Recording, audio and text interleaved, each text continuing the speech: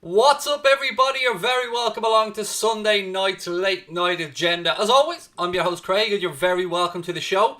Loads for us to get through tonight. A little bit of transfer gossip. We'll look back at the game of the weekend as well. Another really important victory for the Reds. A hard-fought 2-1 victory against Sheffield United. We'll have a little look ahead to the Champions League game, but we'll do a full preview on that as well. And we'll all point and laugh a little bit at the Evertonians who've had to cancel their trophy parade, unfortunately. God bless them in this very difficult time that they're going through there, coming to terms with the fact that they will once again be irrelevant in the Premier League title race. But, ladies and gentlemen, I always like to start off on a positive, if that's possible in the stream. So let me just wait for the chat to fill up a little bit and then we'll get cracking.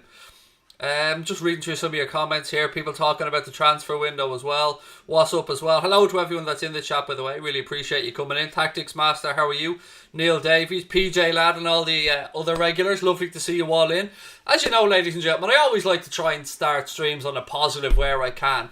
And I was so proud of Liverpool and Everton fans. Now, look, you've seen me taking a piss out of Everton as a team there. This is different. I'm able, unlike some Evertonian fans, to park that aside and look at the good that a lot of people are doing.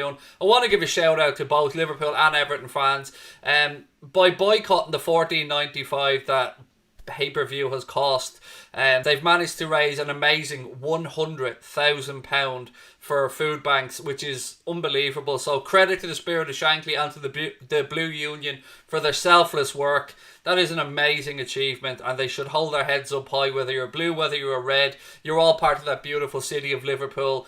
Unfortunately, we're in times economically where people are struggling, and so we even have to talk about food banks and stuff like that. It makes you sad. But your spirits are always raised when you see people like that, a community rallying, coming together. And they were right to boycott the $14.95, but to be able to raise that £100,000, lots of love to everybody involved. Fantastic achievement to them all.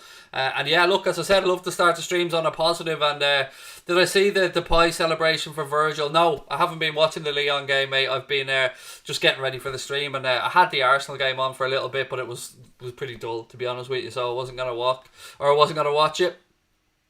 Why is Ozil being linked with Liverpool? I've not seen any links to Ozil to Liverpool, but I would suggest whoever is making that link needs to put down the whatever it is that they're smoking, because there's no way we're going to get Mesut Ozil. There's no way we want Mesut Ozil. We already have enough injury issues going on at the club right now, and we ain't going to pay that ridiculous wage that he's getting at Arsenal either, so I'll pass on that one, mate. It's just not going to happen. Blake said, Craig, you're the best commentator. Martin Tyler is nothing. Martin Tyler is just biased against Liverpool, and I hate listening to him, and I know a lot of Liverpool fans do as well.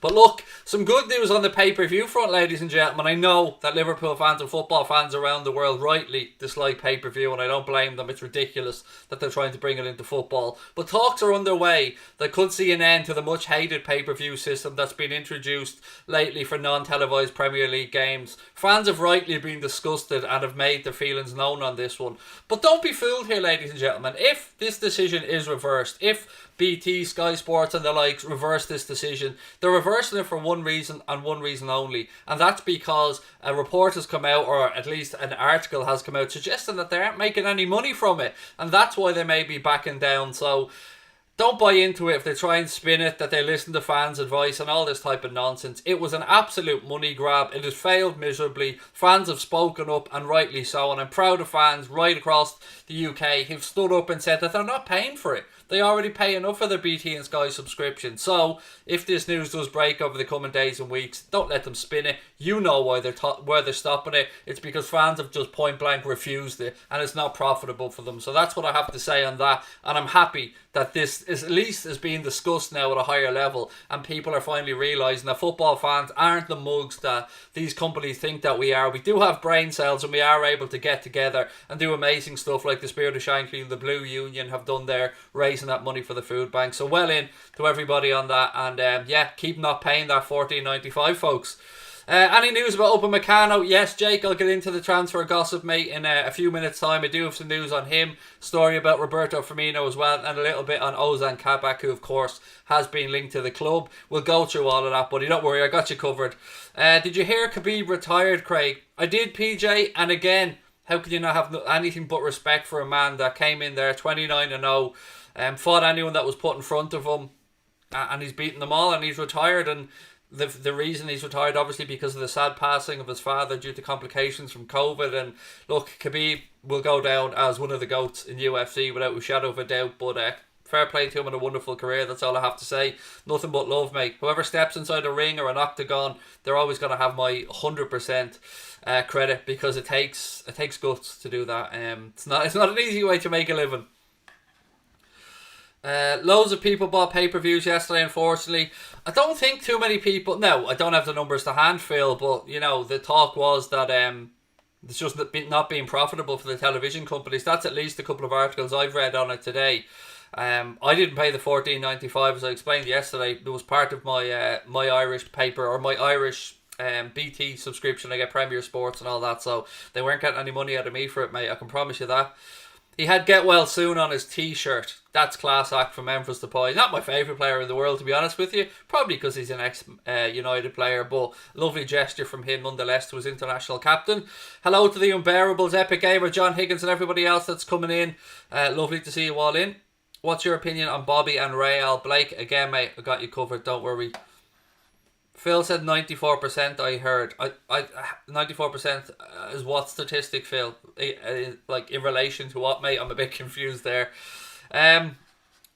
A weak side to start this Wednesday. Would be a day late, Neil. Would be a day late, buddy. The game's on Tuesday against Midtjylland.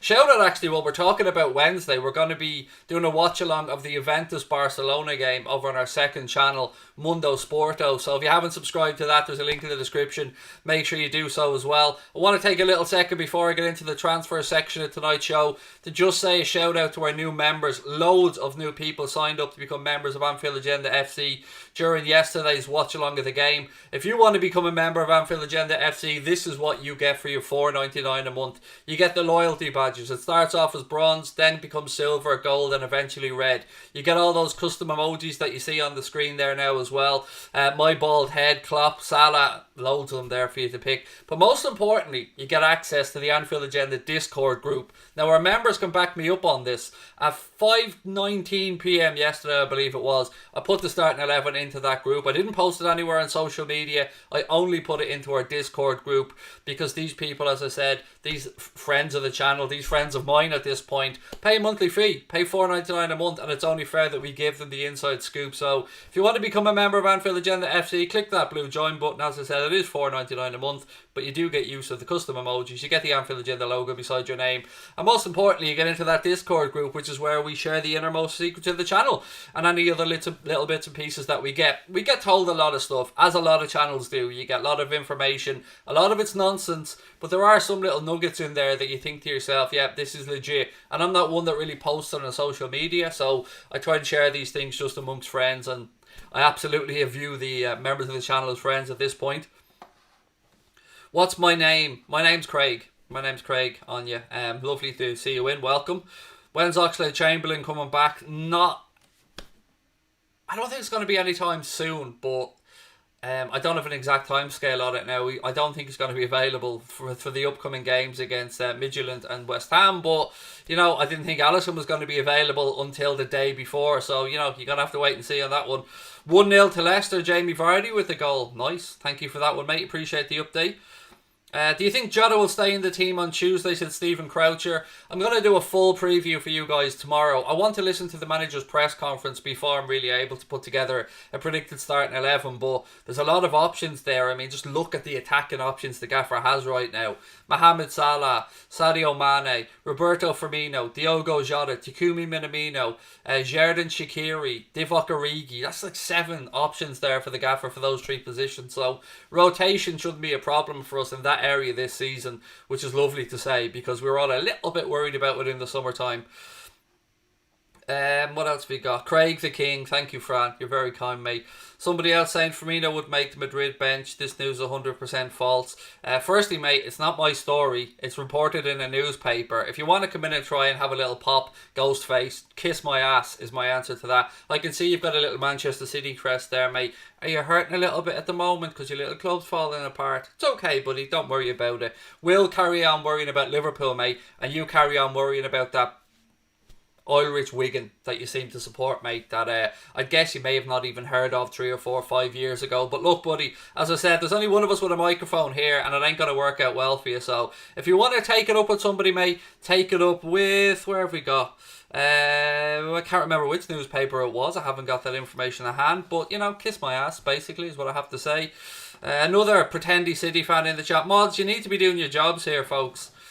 Like, there's so many moderators on this channel now. We need to get rid of these idiots when they come in, because I'm just not putting up with it anymore. I've just quit Twitter today as well.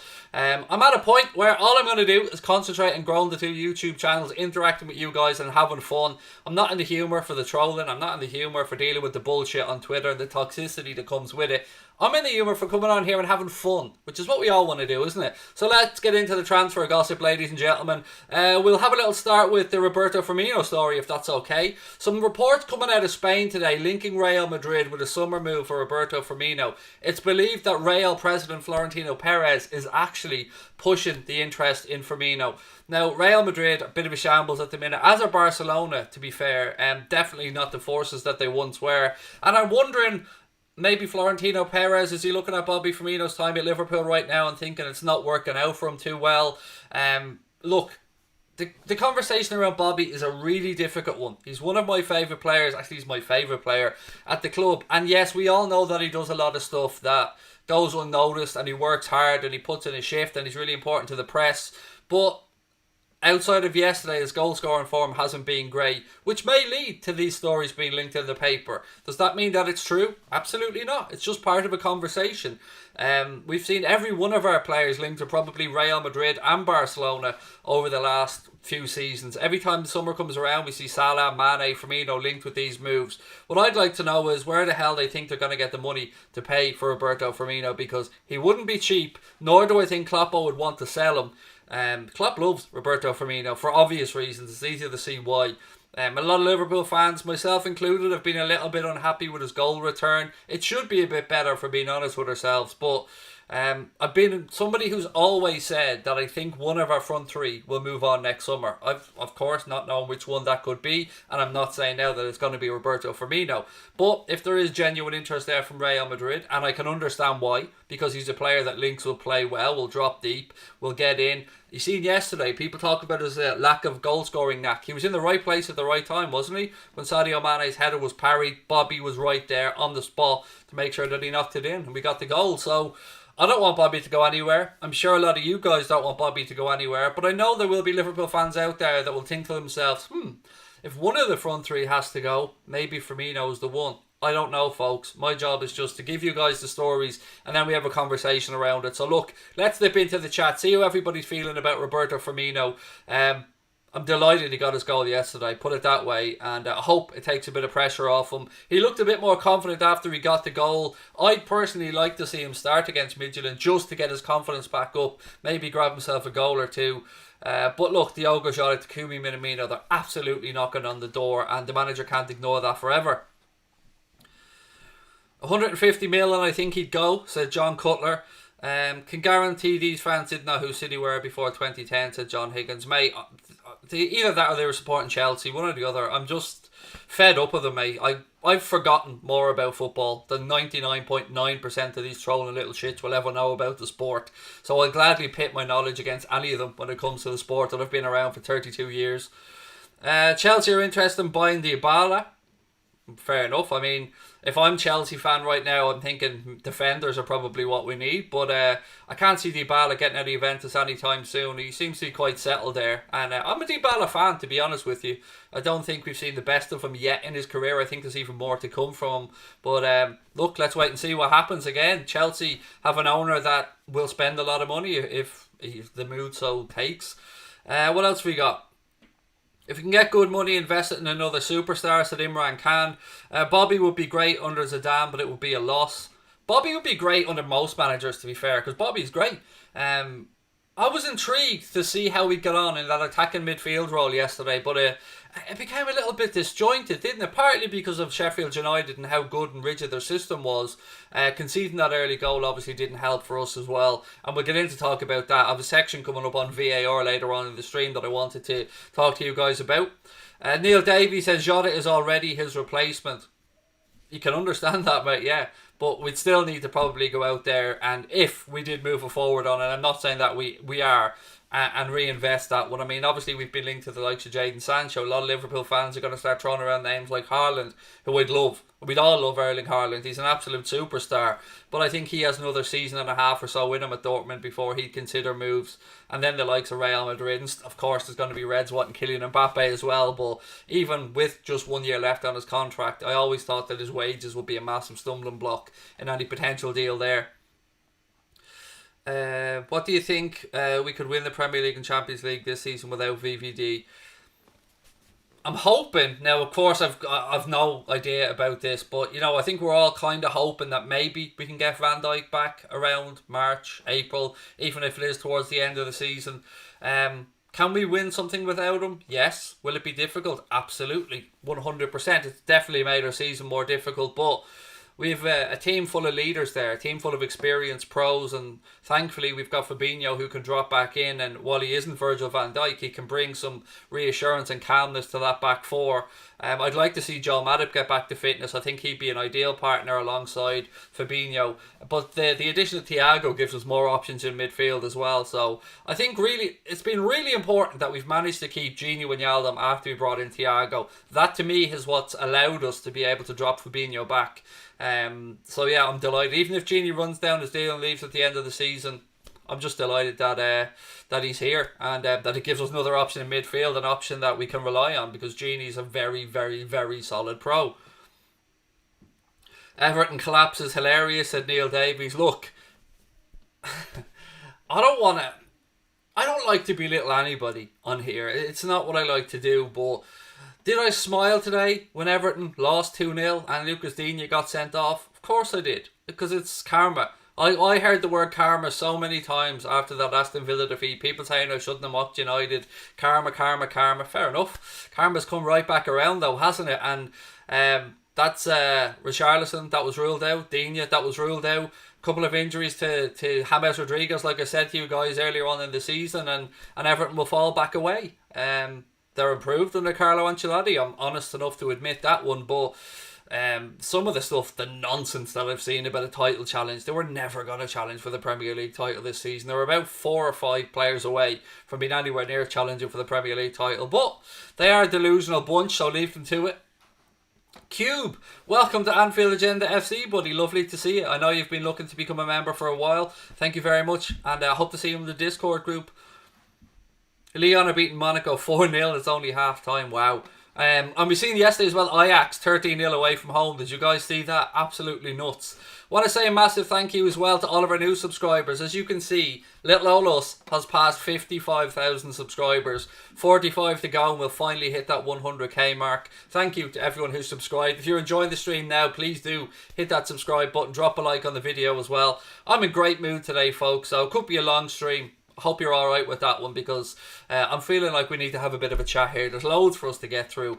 Right, next one up on the transfer gossip is Dayot Upamecano, the player who all of us are hoping that Liverpool go out there and sign in January. Now, the Sunday World have written that sources in Germany believe that Leipzig are bracing the Champions League. They're taking on Manchester United and Paris Saint-Germain. So if they can navigate their way out of that group, I can see it being very difficult to get Upamecano out of there. Obviously, they went deep in the Champions League last season. Massive credit to them on that.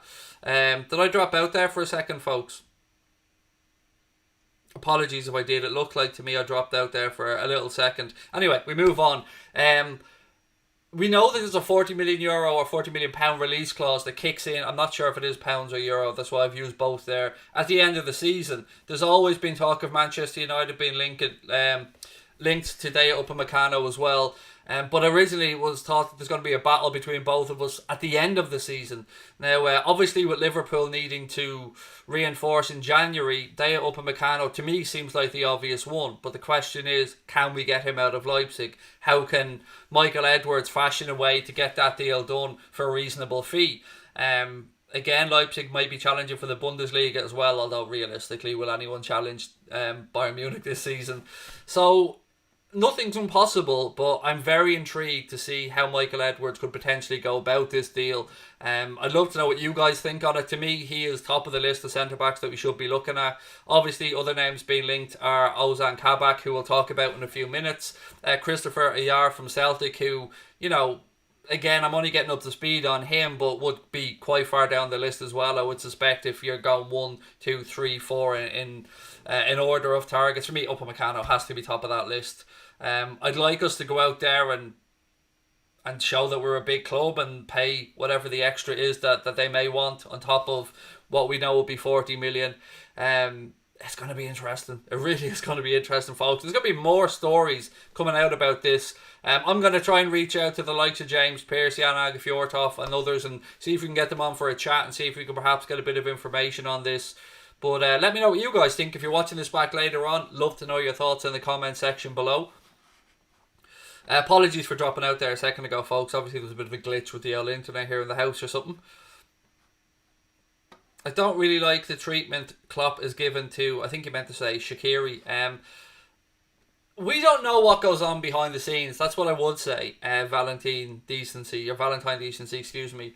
We don't know what goes on behind the scenes. We don't know if Shaqiri was looking to engineer a move out of the club. We don't know if Shaqiri and Klopp have had an open and frank conversation where Klopp's told him, look, you'll get limited opportunities. And Shaqiri's thought to himself, well, look, I'm going to try my best. I'm going to stay at Liverpool. I'm going to fight for my place. Or if perhaps a move just didn't work out for him. I mean, there have been links to Fenerbahce in the summer and a couple of other clubs that just didn't work out. We've seen that he was taken out, I think it was the League Cup game, if memory serves me correct, because there was serious interest in him from a couple of clubs. Now, as I said, we all know that move didn't happen, but what I've seen of Shaqiri in the few minutes we've seen him from this season, he looked bright and he looked sharp. If he can stay fit, I'm sure he'll be an option that the manager will consider.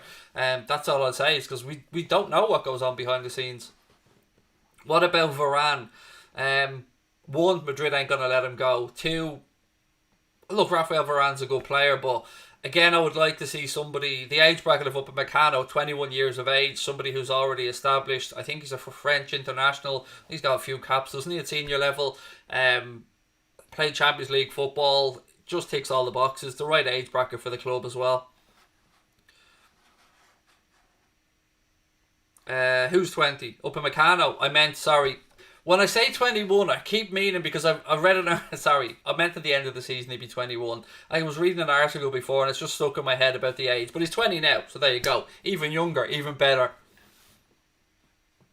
I was sure he was 21, but either way, it doesn't matter. 20, 21, he's a young lad with experience in a position where there aren't a lot of young lads at that level with a lot of experience. I mean, we've seen when what's his name, Dayot, we see when he went to Juventus from Ajax how much he went for, because getting centre backs with experience that young, it doesn't come around very often, and at times you have to pay for these and pay a serious fee. So let's wait and see. The club will do what's best for the club. Klopp will have his targets. We could see somebody that we haven't even spoken about yet. Much with Diogo Jota. Nobody had a sniff about Diogo Jota. We were talking about Ismail Assar. We were talking about Jadon Sancho. We were talking about a few others. But then out of nowhere, Diogo Jota came, and I think a lot of us just shook our heads and went, oh yeah, that makes sense. So maybe we've got somebody like that Kloppo has up his sleeve that we haven't even spoken about. Somebody who hasn't been mentioned in the media. The club have been doing that quite a bit over recent years. Fabinho came in, nobody knew about it. And as I said, Diogo Jota as well. Nobody had a sniff about that one. He's 21 on Tuesday. A few people are saying, there you go. Look, we're not going to fall out over a few days, folks, are we? He's 20 going on 21, but still a very, very young centre-back. Leicester have won that game. What did it finish? 1-0. Well done to them. Arsenal, I watched the first half of the game, and Arsenal, I just didn't see why they had Aubameyang out on that right-hand side. I mean, Saka was doing rather well on the left, but Aubameyang just seemed out of the game. A lot of stuff was going through that left-hand side with Saka, and I was a bit confused as to why Aubameyang wasn't getting more action in the game. So, we are where we are, folks. Right, the next one I want to have a chat around is Ozan Kabak. The Mirror believe Liverpool have opened talks with Schalke over a January move for Ozan Kabak, who joined Schalke from Stuttgart just over a year ago. I'm a little bit confused on this one, and here's why. I don't know much about Ozan Kabak as a player. I'm not going to lie and say that I've watched a lot of him. I have not. But what I can say is, we know Jurgen Klopp puts a lot of faith in people's personality traits. They puts a lot of faith in people who are reliable, who have the right characteristics to become a Liverpool player. Ozan Kabak is currently, or was recently, serving a 5-match ban for spitting at another player or spitting at somebody. That to me doesn't strike me as the type of player who Klopp would want to bring into the environment that he's fostered and created in the Liverpool changing room. We've seen him move on numerous players that have brought up a few issues at the club, Sacco being one of them. And it just doesn't strike me as a Klopp type of player. Now again, that could have been something completely out of character for Ozan Kabak. I'm not going to lie, I don't know much about the guy. It just strikes me as, not the right type of personality for Klopp to bring into the Liverpool changing room from what I have heard and what I've read. Now, that being said, I'm not going to second guess Jurgen Klopp. He knows more about this game than I will ever know. And the scouting system that Liverpool use is absolutely fantastic. So I guess we're just going to have to wait and see on that one. But there was a bit of confusion on this as well, because I believe this story, or one of the stories, originated from RMC Sport in France. I think one of their pundits or commentators had said something like Liverpool had open negotiations. But then I've seen other people on social media who speak French fluently saying that there was a little bit lost in translation there. They were saying that Liverpool have an interest in Schalke's Ozan Kabak, but I'm not sure if there was actually genuine talk of an opening bid going in or contact being made between the two clubs. This was a move that probably would have been easier before Wagner got sacked by Schalke. Obviously, Klopp's best mate there, or one of his good mates at Schalke, he lost his job, but Klopp still has great contacts, obviously, in the German game. And it's one league, actually, the Bundesliga, where there isn't a shortage of quality centre-backs. There's a lot of good, especially young centre-backs plying their trade over there in Germany. So Klopp will have an in-depth knowledge of the German football scene. So, again, if I'm betting on a centre-back, I think the Bundesliga could well be where we're looking at.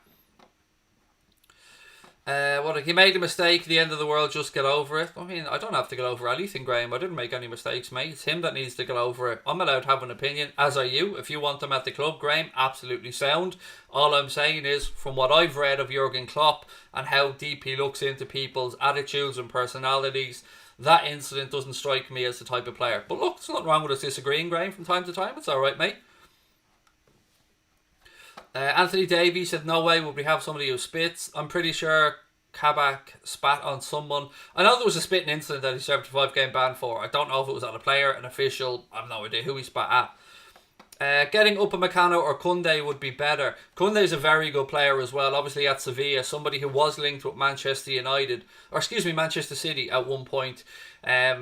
I would say it'd be fairly expensive. I mean, if you remember, we were linked with Diego Carlos at one point, also from Sevilla, and there was talk of about 50 million quid for that one. So, Koundé, quality.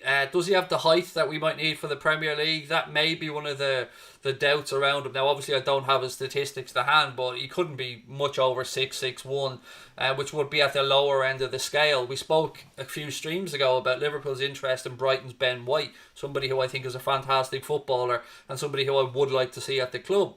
But Liverpool's scouting system brought up questions around his aerial ability, because if my memory serves me correct, I think he's about 6'1", whereas Joe Gomez would be one of the smaller centre-backs we have at 6'2". And in the Premier League, when you're coming up against players like Sheffield United, example, at the weekend, big lads, you need to be able to challenge aerially. So that was one thing that marked down for Ben White, but there are a lot of good attributes in that young man. And again, getting Premier League experience with Brighton, did really well with Leeds in the Championship, helping him gain promotion. And he's somebody who I would genuinely love to see at the club. I remember the Peterborough chairman, who's also a big Liverpool fan, Darragh McAnthony, saying in the summer that Liverpool should just go and pay, if it's 30 or 40 million, whatever it is, for Ben White. He's always looked to me like a Jurgen Klopp style of player, comfortable on the ball, able to break a line if needs be, can pick out a pass, and still very, very young. So again, in that right age bracket that we usually have for players. We've had a few anomalies. Obviously got out and getting Thiago, a 29-year-old player right in his peak. That's a little bit different to the type of business that Liverpool usually do, but you can't turn down opportunities like that when Thiago's available, and I'm glad that the club got that one over the line. Right, let's get some more of your comments before we move on for a little chat around VAR. Big up Craig, road to 100k. Thank you, GD20. Appreciate that.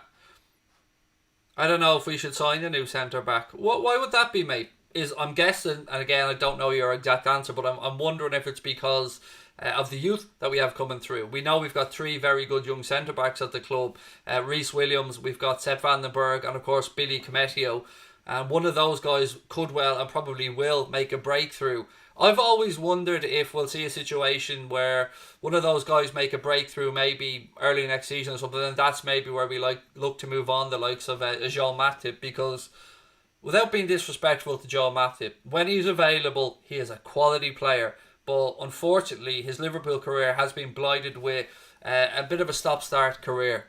Sometimes you might get a little run out of him, but then a little knock here, muscle injury there, and we need players that are reliable. Centre back is very important, that you can form a partnership, and whether that be long term, Van Dijk Gomez, Van Dijk Matip, Van Dijk whoever might come in January, Van Dijk Rhys Williams, Billy Cometio, Sepp van den Berg, whoever the hell it is, you want a steady partnership there. You want centre backs that can play, let's say, 35 out of the 38 Premier League games as a pairing, because it's important. It is very important, and you've seen over the years how many Premier League titles have been won by clubs that have that great centre-back pairing.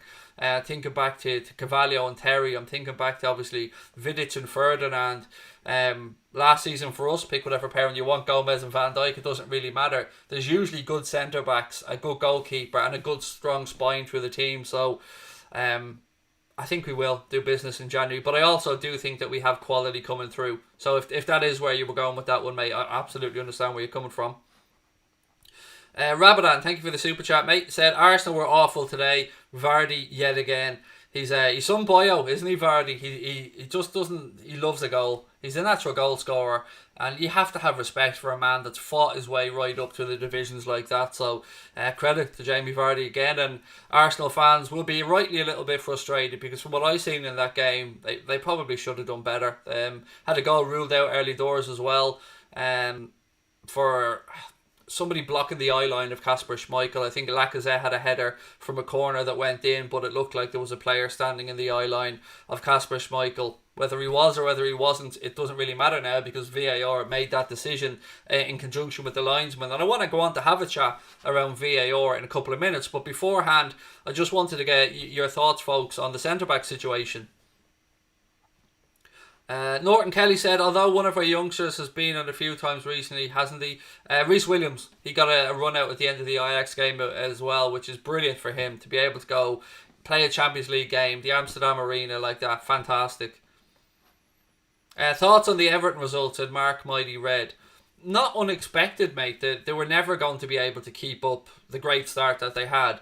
I've said to you guys time and time again, to me it felt like a player injured for them, one of the big players, a player picking up, a suspension, was going to come back to haunt them. And as much improved as they are under a very good manager in Carlo Ancelotti, the talk of challenging for the title was just madness. I never seen it.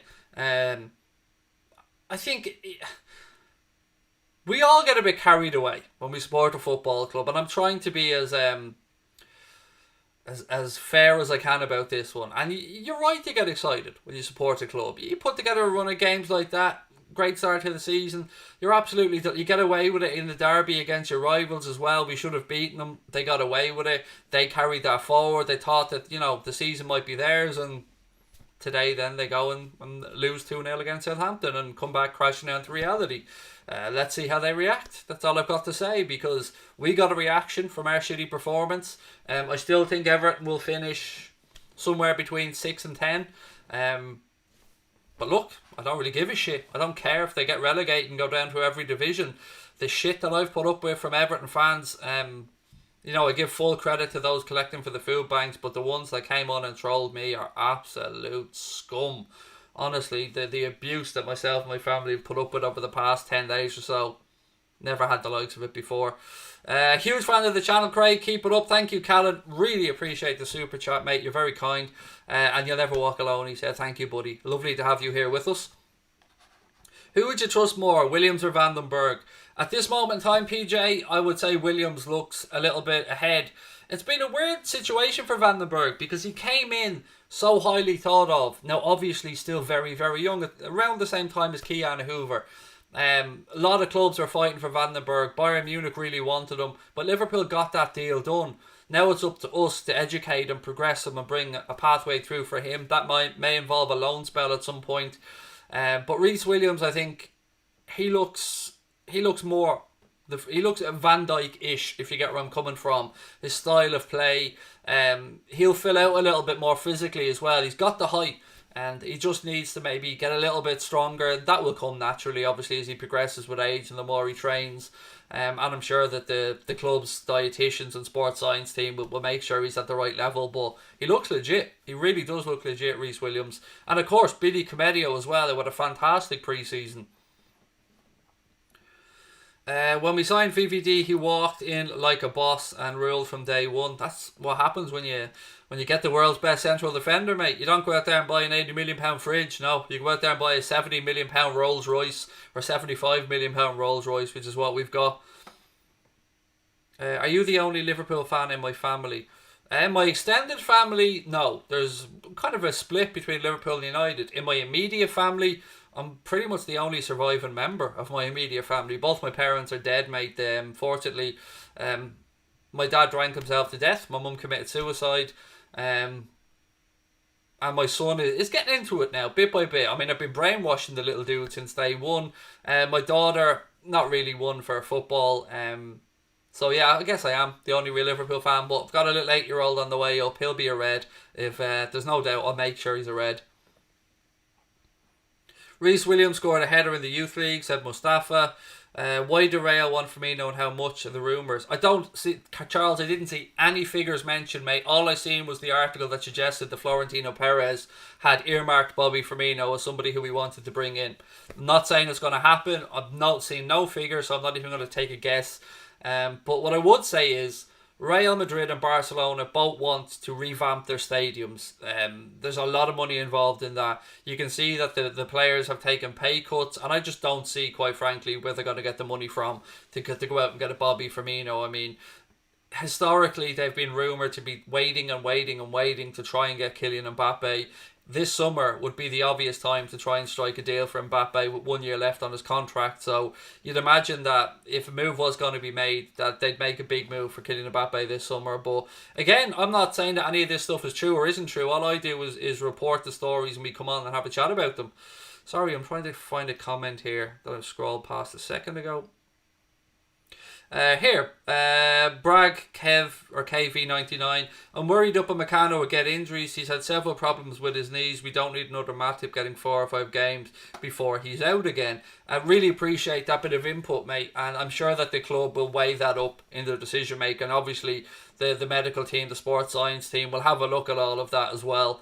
And we've pulled out of deals before for similar reasons. So again, I'm not saying that Upamecano is definitely the one. I'm not saying that Ben White's the one. I'm not saying that Ozan Kabak is the one. These are just the names that are being thrown around in the media.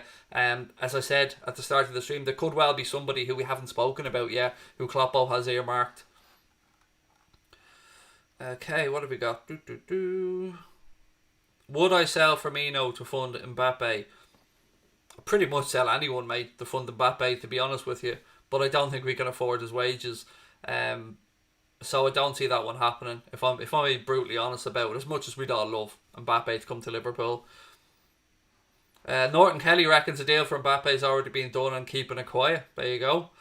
Congrats on 55k, said Philip the Gamer. Thank you very much, mate. I'm absolutely astounded that our little channel has gone this far, but as I said, I'm going to keep blagging this shit until the wheels fall off. So yeah, look, if you are enjoying the stream, folks, again, hit that subscribe button, drop a like on the video. I'm going to keep talking for a while. Yeah, I know I've pretty much done my hour. No, I've only done about 40 minutes, but I've a bit more that I want to get through, and I love interacting with you guys. And as I said, I dropped out of Twitter today, if you want to call it my official Twitter retirement. I flirted with it for the last year or so. I've dropped in and out of Twitter. I've met some wonderful people on there, and again, without Twitter I wouldn't be sitting here actually. So it was a difficult decision, but as I spoke about, you weigh up the pros and the cons, and Twitter was becoming more of a cesspool for me. I was getting more abuse on there. And it doesn't bother me. I'm big and ugly enough to look after myself, and I don't give a shit what anyone says about me. I only care about the opinions of people that know me, and people that know me day in and day out. I don't give a shit about some little twat that's sitting behind a keyboard writing abuse. But unfortunately, I have a 16-year-old daughter who's starting to see more of this stuff, and it's starting to get to her. So I've decided that I need to remove myself from Twitter. I'm going to put all my energy into both our YouTube channels, Anfield Agenda, and our new second channel, Mundo Sporto. So hopefully you're going to get a bit more content. And I'm never going to let these trolls win. And they shouldn't win. They shouldn't win for anybody. These little gobshites, I don't know who they think they are, but they're never going to get the better of me. They're never going to intimidate me into quitting. So just give up, because it's just not going to happen. I've seen they're even digging up year-old videos. I've seen doing the rounds again of an 888 shoot I did about a year ago, where the story was around me saying that Scholes shouldn't be in the whole conversation with Gerrard and Lampard about as the best English midfielders. I think to wind them up, I said something like he's not even fit to lace Henderson's boots, and these people are going around sharing all this stuff around social media, saying this lad's the gift that keeps on giving. Let me give you guys a little bit of inside information. You're doing my fucking work for me. Do you not see that? You're sharing it around. You're making more people around the world letting them know about Anfield Agenda, and people are saying to me, you're a meme lad, ha ha ha ha ha. You guys are going to make this a full-time job for me through your hatred of me. How does that feel, to know that all that hatred and bitterness that you have towards somebody you've never met is going to help push me towards a job and making a better life for my family? So I'll take all of your abuse, turn them into pound notes, and eventually I'll be the one sitting here to the camera smiling while you dickheads are still sitting behind your keyboards whinging about whatever's making you angry and bitter. I hope you all find happiness and love in your lives. I hope that maybe someday you get that hug that you need or whatever, but how on earth can you hate somebody so much that you've never even met? You absolute bunch of clowns. So look, bring it. Do whatever you have to do, but I'm going to be here with our wonderful community, and we ain't going anywhere. You're bigger than Twitter now, Chief. Keep it going, lads. Look, I'm not bigger than Twitter, but I just don't know how to play the Twitter game as well.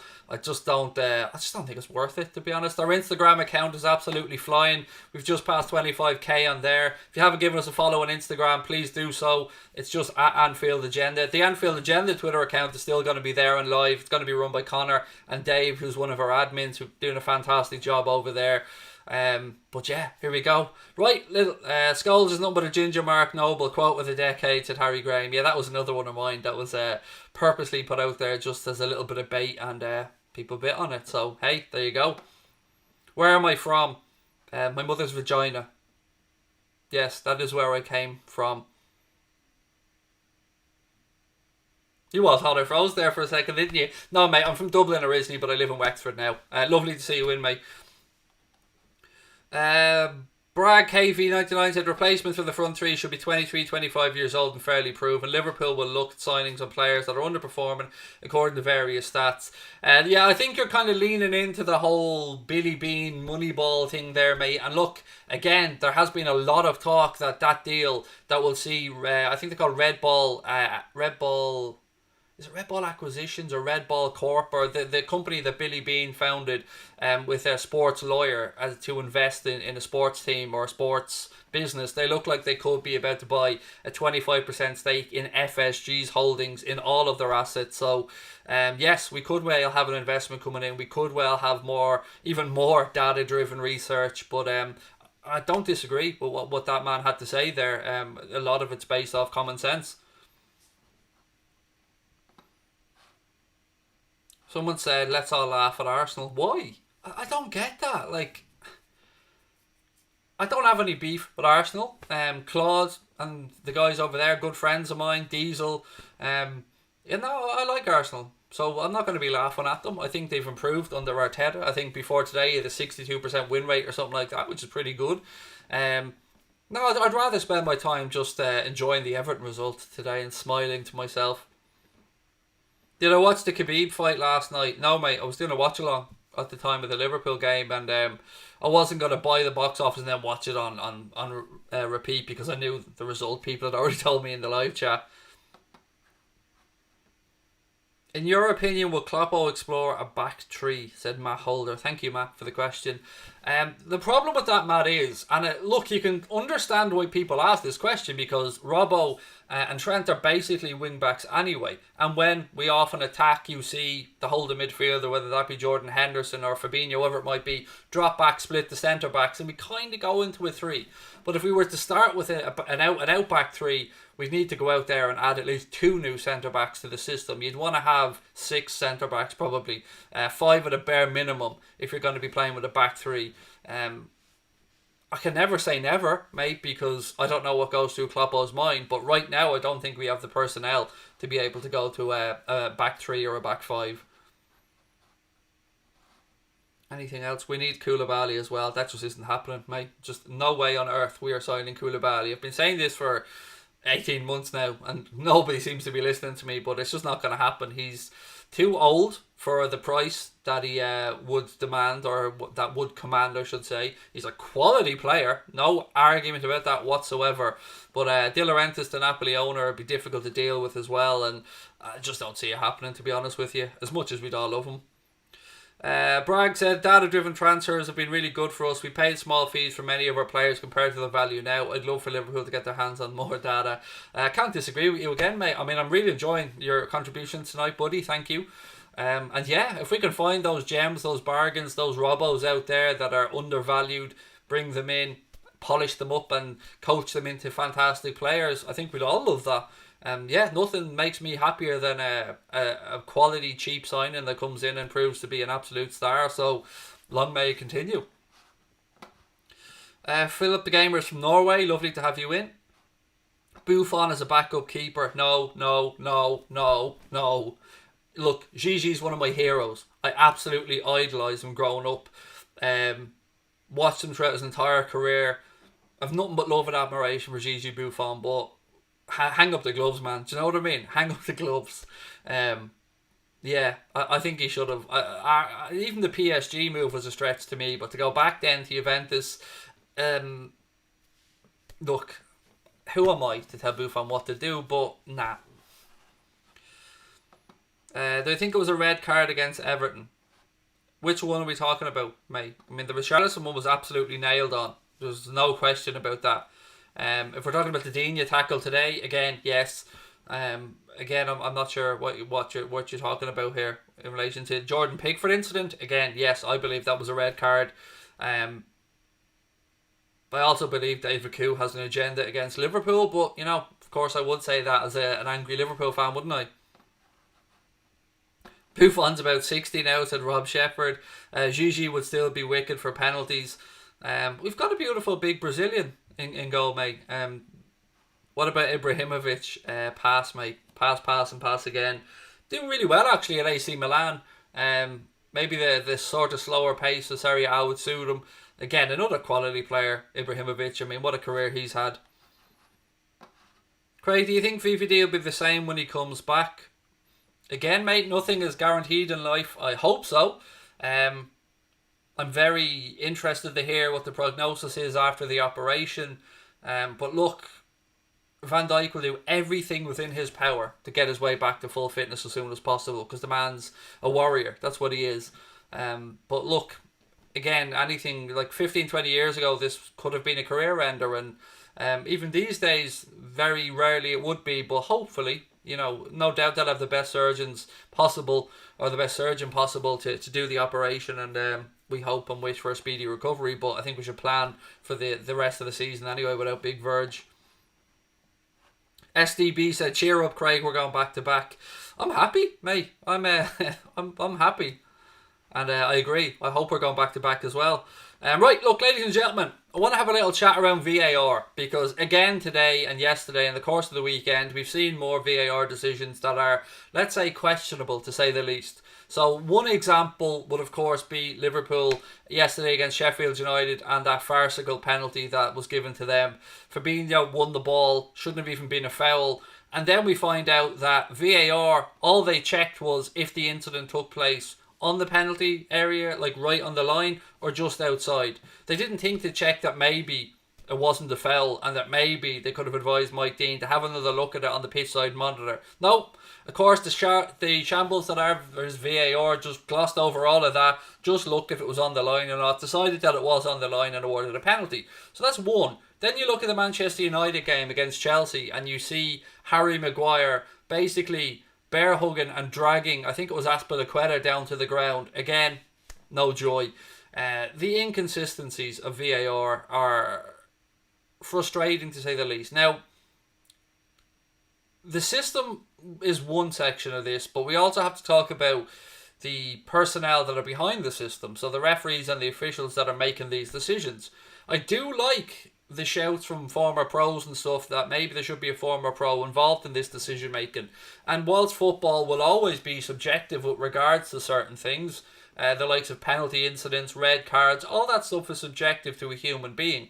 Some stuff like offside, again there are talks now that the Premier League are trying to put some pressure on FIFA to give a little bit of wiggle room or some margin for error in the offside decisions to kind of at least make it a little bit more attacker friendly. That's something we'll talk about in another day when we've got more info on it. But with regards to right now, I think VAR, yes, it has some flaws. I don't think that the cameras are quite up to the frames per second needed to be as precise as they are with regards to a true ball being played and stuff like that.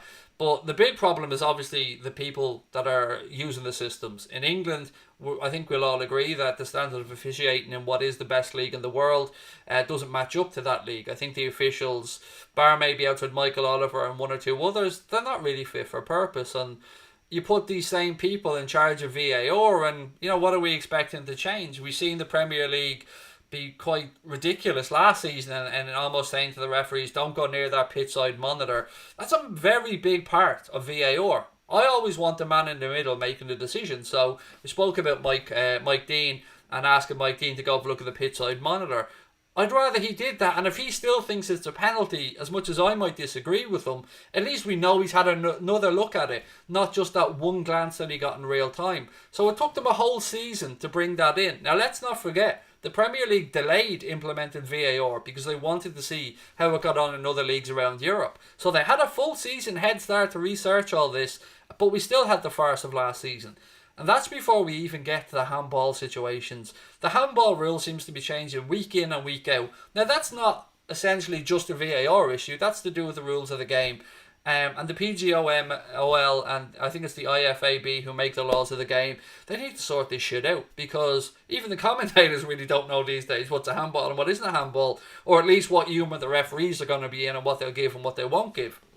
So look, that's my take on VAR. Some pluses to it, some negatives to it. Overall, I think the system is with us for the long term. I think we'll have to get used to it. But I think that those that are behind the scenes at Stockley Park or in whatever league around Europe or around the world need to get their acts together. Because at least in the Premier League, we're seeing decisions that are completely inconsistent and are winding fans up. And yeah, look, we all like to have a little poke and laugh when the decision goes against one of our opponents. But it'll as I've said from time and time again, it'll happen to every club, and it has this weekend yet again. As Kloppo said, we've had 6 games this season, and we've had 3 of those games that have had massive VAR decisions that have gone against us. Now, people will tell me to shut up at leaving itself out.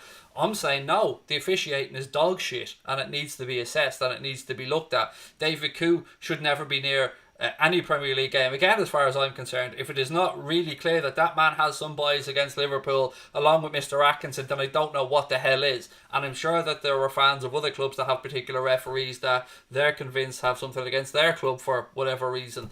It's just not good enough. The money that's in the Premier League, the money that's in the game, and we're stuck with these clowns officiating. Michael Oliver, again, I think he's a very good referee, definitely top of the pile for me. But like, how is John Moss still a Premier League referee? How is Martin Atkinson still a Premier League referee? I'll never know. What have we got? Who would you sign, Kabak or Upamecano? Upamecano in a heartbeat. The worst thing about VAR is you can't celebrate the goal in case it's disallowed. Yeah, that's really difficult. And you see me say that actually during the game yesterday when Bobby Firmino tapped the equaliser in. I didn't celebrate. I needed to wait to see a replay because We don't want to celebrate and then have that moment taken away from us. And that's a pretty big thing for fans, because football's about emotion, at least for us supporters.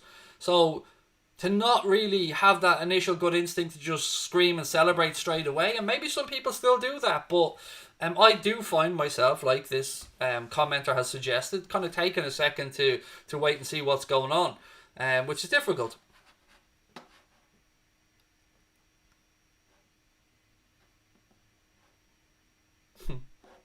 I'm fairly certain that that's not the real United stand account.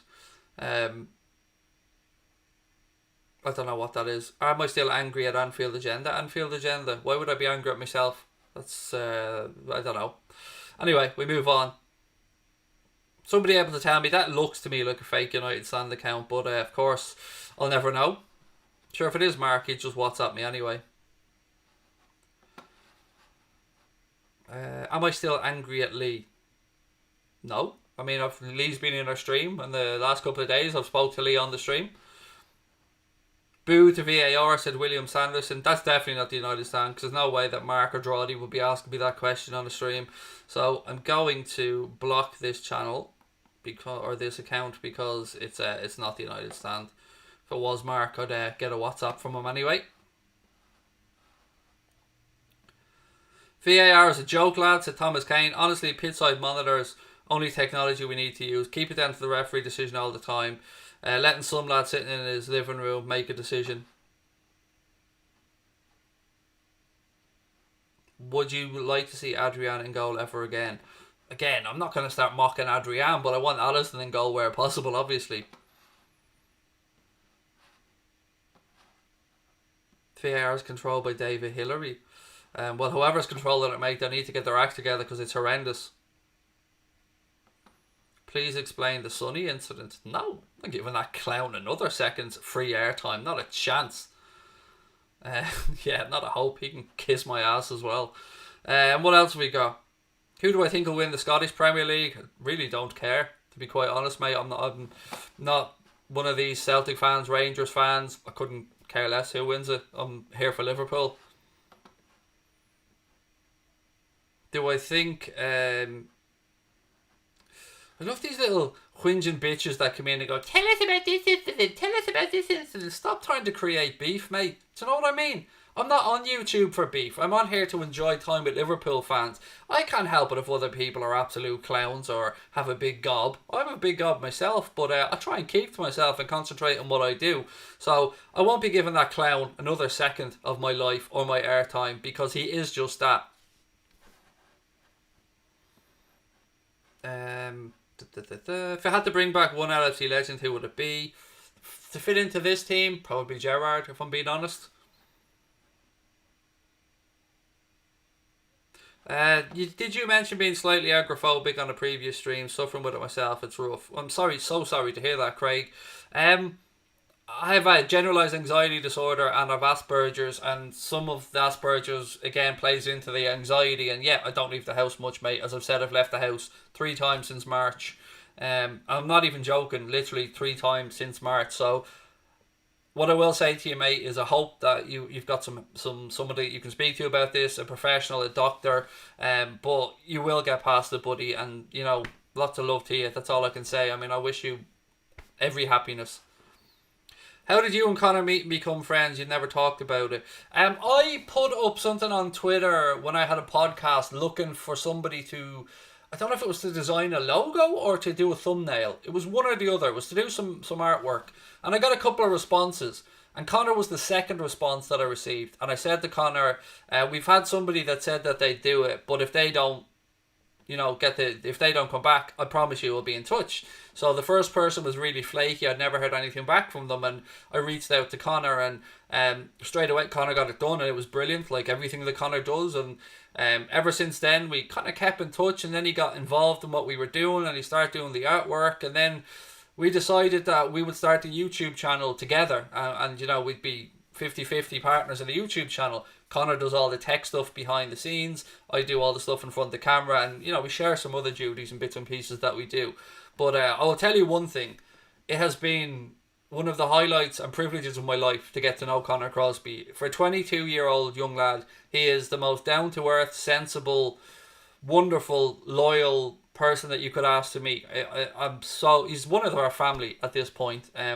His father, Larry's an absolute gentleman as well. And look, I've got nothing but both admiration for my buddy Conor, and yeah, I hope we continue. I hope that we both end up this becoming a full-time job for both of us someday.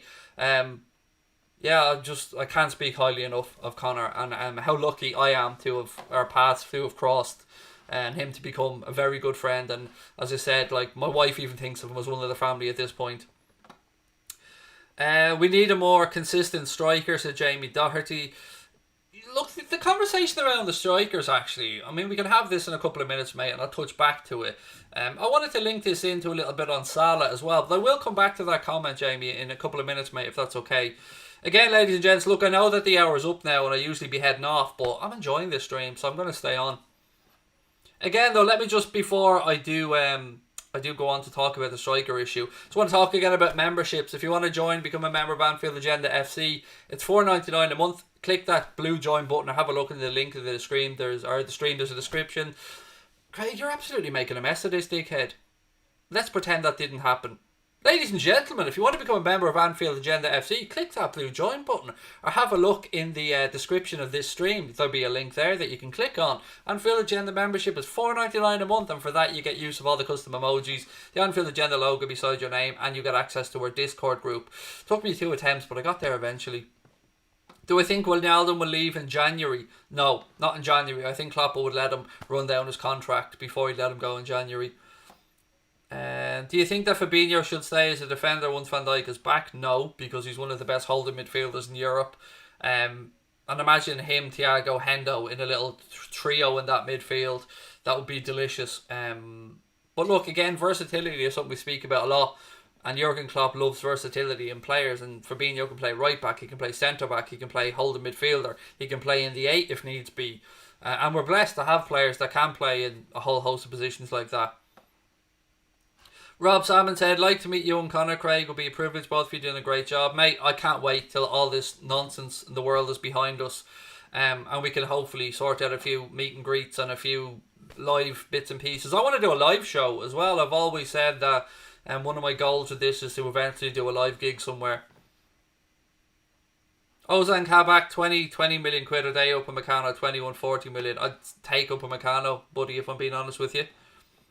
Is Keita injured? He's back training, fortunately I should say, excuse me, so we should see him back soon.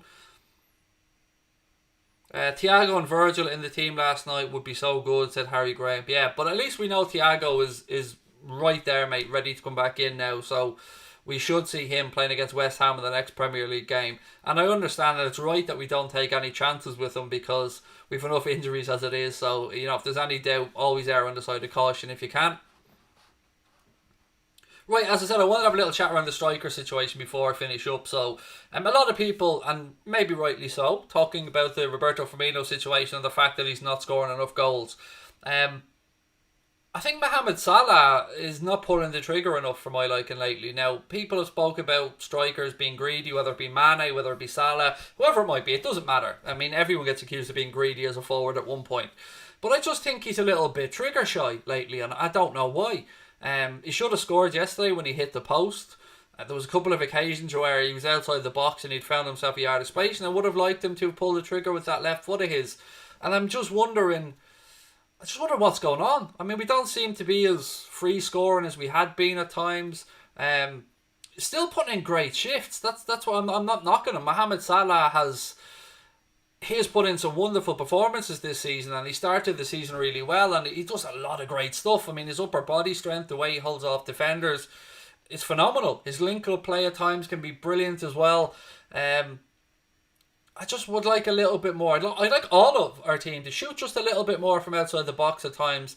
And no, I know the statistics don't back it up. It's very rare that a shot from outside the box actually causes a goal, but sometimes it just gives the opposition a little bit of something extra to think about.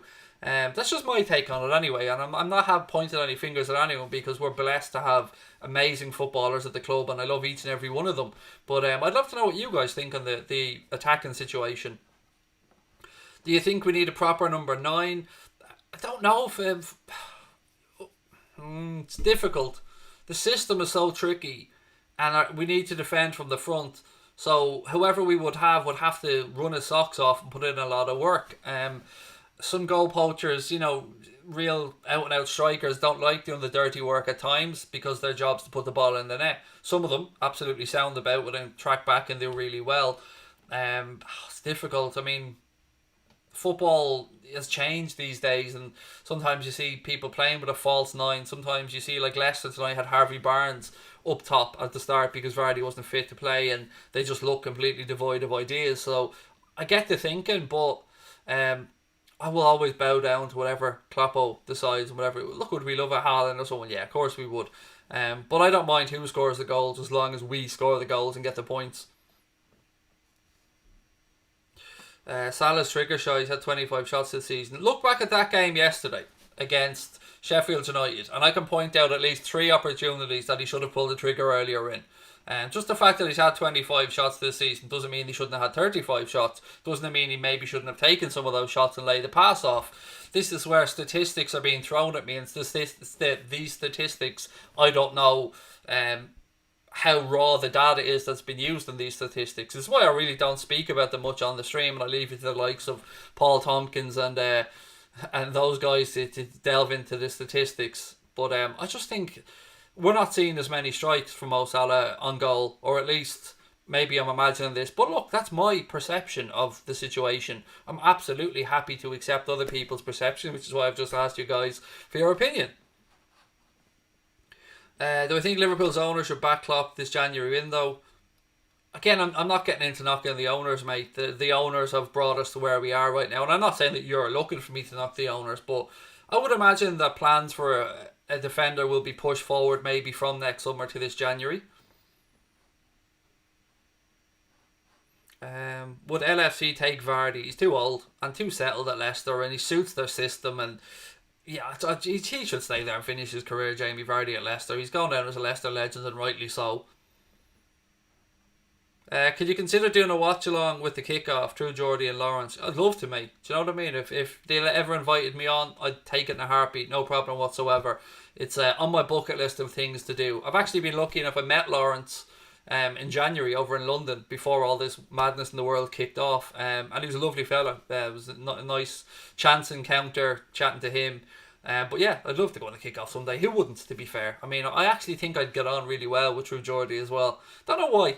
Just get the feeling I would. They did actually do a little commentary piece on that Aston Villa 7-2 thing where I got stuck in the loop of saying 7. But they didn't tear me to shreds, which they could have done, to be fair. I was there for the taking, but they were very kind about it. Don't think we're going to buy Haaland even if you can afford him because of his agent.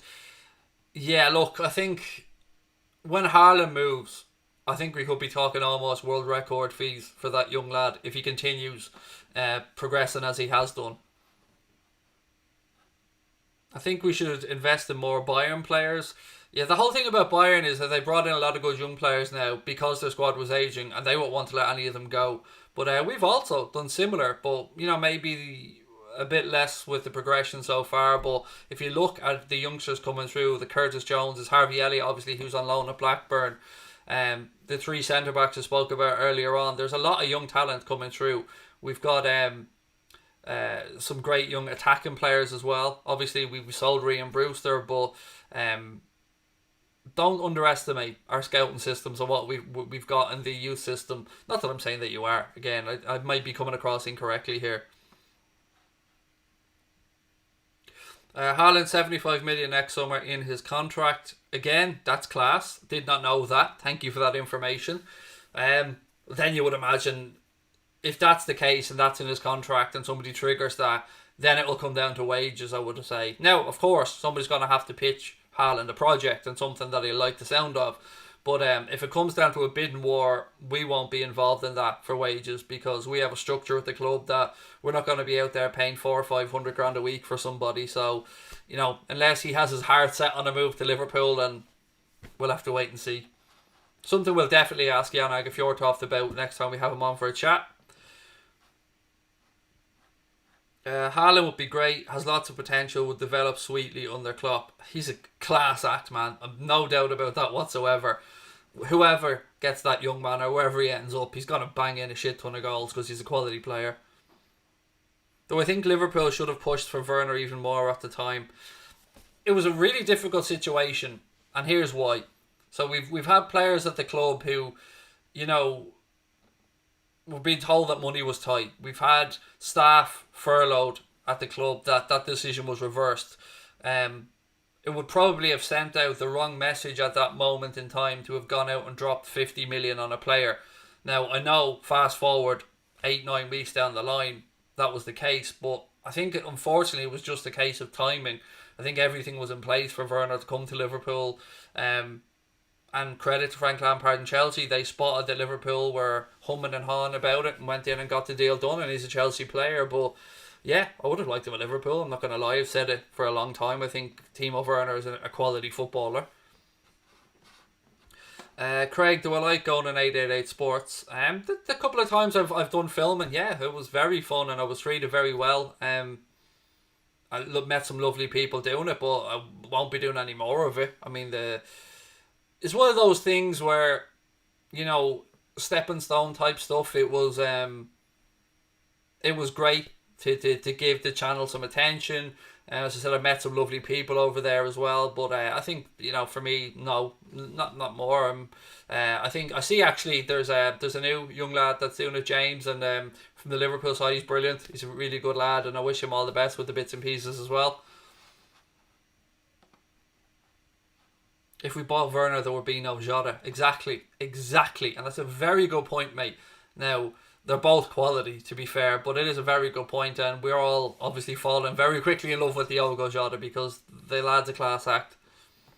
What do I think of Tielemans? I was actually, you know what, it's funny you mentioned that because I was thinking about Tielemans earlier on when I was watching the Leicester game. I don't think he's hit the standards to get to a club like Liverpool, mate. Now, I don't watch Yuri Tielemans week in and week out, but, you know, he's never blown me away when I have seen him. But, again, it's probably a question we should ask a Leicester fan. Craig, who would you rather support, United or Everton? Nobody, mate. I just give up watching football. If there's one player you could have from another team, who would you do? Mbappe. I mean, obviously De Bruyne, but he's getting on in years, so it'd be a bit more tactical and thinking here when I go for Kylian Mbappe.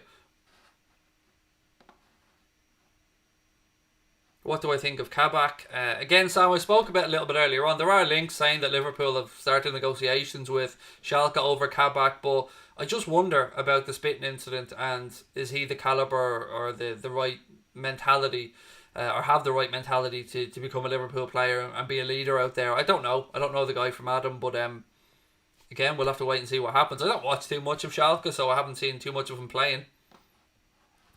Upamecano or Koulibaly? Look, Koulibaly's the more polished player, but you also have to take into account his age bracket. So for the club and the long-term future, and to get 5, 6, 7 seasons out of somebody, I would say Upamecano. But if you're asking me right now who's the better player, it's Koulibaly. But, you know, there's a lot of factors that come into decision-making, so I would side towards Upamecano because of his age bracket and his price bracket, of course, as well. But, look, Koulibaly is quality. I've been saying this, even though I don't think he'll ever come to Liverpool, I won't ever disrespect the man. He's a quality player. Look, ladies and gentlemen, I'm going to call that one a night. I will be back tomorrow with a late night agenda and a preview of the game against Midtjylland that's coming up on Tuesday. Couple of things before we head off. Please don't forget to hit the subscribe button and drop a like on the video. Our second channel, Mundo Sporto, will be covering the Juventus-Barcelona game on Wednesday. So there's a link in the description to go over and subscribe to that channel. Please do so if you can. Love to hit 2,000 on there before we start the next stream. Thank you for your love and support as always. Wherever you are, I hope that you're safe. I hope that your family are well. Again, if I ever offend anybody on the stream, it's never my intention. So again, if there's anyone tonight that took offence to anything I've said, sincere apologies and lots of love to you.